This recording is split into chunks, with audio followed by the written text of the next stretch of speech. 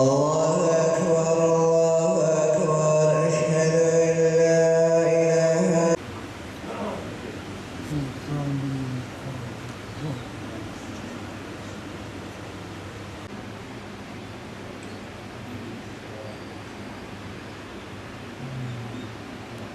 Buyurun hocam. Evet, şimdi biz Ramazan'ın 5. günündeyiz. Daha ilk günlere denk geliyor. Müslümanların coşkusu daha fazla, heyecanı daha fazla. Aslında aylardır Müslümanlarımız, insanlarımız böyle bir ay beklemektedirler. Bir de eskiden kalma geleneğimiz var, adetimiz var. Ecdadımızın yapmış olduğu bir takım etkinlikler var bu ayda. Bütün bunlar hepsi dini manada, dini kurallar vesaire bir araya gelince insanlarda hakikaten büyük bir heyecan yaratmaktadır.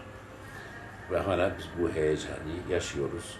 Onun için bu ayda ibadethanelerimizin, camilerimizin ardına kadar dolduğunu, sonuna kadar dolduğunu, çoluk, çocuk, hatta aile, hanım, erkek vesaire, bütün bunlar hepsi bu tür yerlere akıl ettiklerini, coşkulu bir şekilde ibadetler eda edildiğini görüyoruz. Bu sadece bizim Batman'ımızda değil, Türkiye'mizin her yerinde aynı şey var. Hatta İslam ülkelerinin tümünde bu heyecan vardır. Nitekim biz kanallarda mesela Mekke, Medine kanallarını izliyoruz, Kabe'yi izliyoruz. Korkunç bir izdiham var, bir kalabalık var, bir coşku var.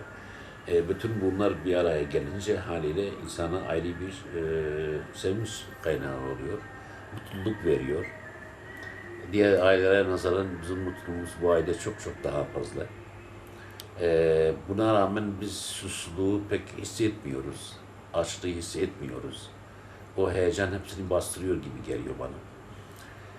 Ve böylece devam olmasını, devamlı yani bu halde olmasını aslında biz arzu ediyoruz. Keşke senenin bütün mevsimi böyle olsaydı. Malumunuz mübarek Ramazan ayının gelmesiyle insanların ibadetlere karşı olan hassasiyeti biraz daha artıyor. İnsanlar oruçlu, biraz daha mahzun, Allah Celle Celaluhu'yu biraz daha hatırlamaya yakın bu sıcak günlerde, yazın sıcak günlerinde oruç tutuyorlar. 17-18 saate yakın bu sıcaklarda hem aç hem susuz kalıyorlar.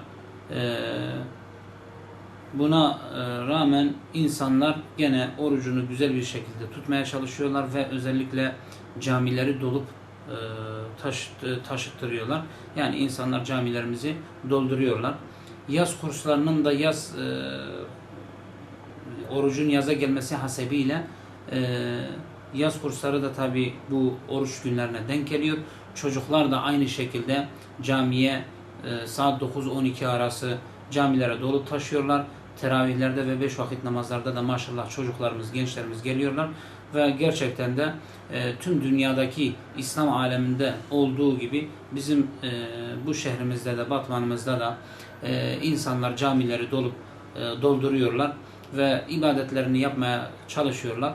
Allah Celle Celaluhu bizim 12 ayımızı aynen bu Ramazan gibi geçirmemizi Allah Celle Celaluhu'dan istiyoruz. İnşallah insanlar ibadetlerini dört dörtlük ve iştahlı bir şekilde yaparlar. Allah Celle Celaluhu da kendi katında makbul eder inşallah. Ramazan ayının bereketi maşallah bu yıl her saniyemizi, her dakikamızı iş olsun, camide olsun, halkta olsun, nereye gidersen bir manevi havanın hissedildiğini fark edebiliyorsunuz.